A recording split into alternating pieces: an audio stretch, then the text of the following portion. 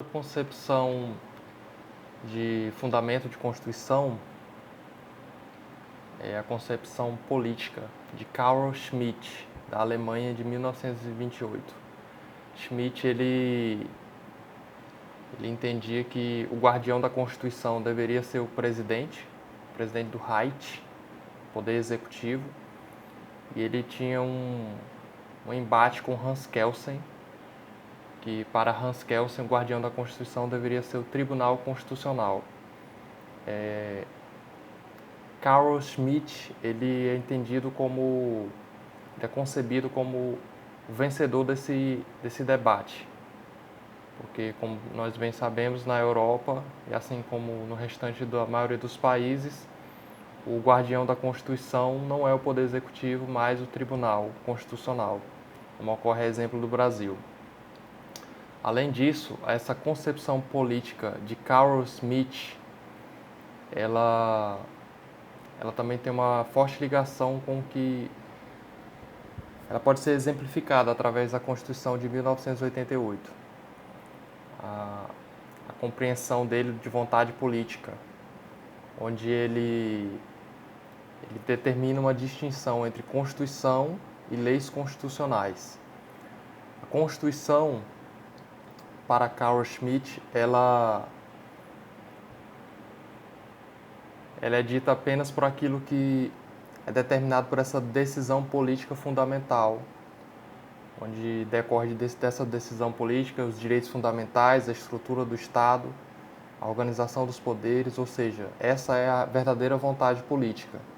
É algo que, além de ter conteúdo formal, também tem conteúdo material na Constituição Federal.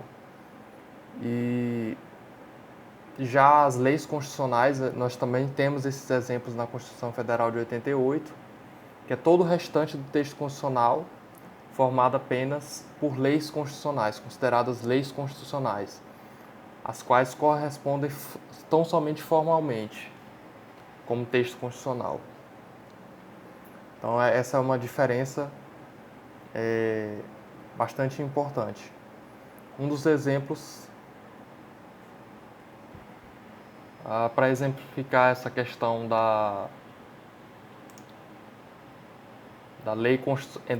distinção entre Constituição e lei constitucional, um exemplo de lei constitucional está no artigo 242, parágrafo 2º da Constituição, onde se estatui que o Colégio Pedro II, localizado na cidade do Rio de Janeiro, será mantido na órbita federal.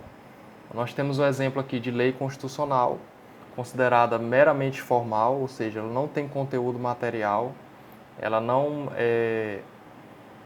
prevalece, não é fruto de uma vontade política, e ela poderia, inclusive, se encontrar em ato infraconstitucional, ela não há o porquê de ela constar na Constituição.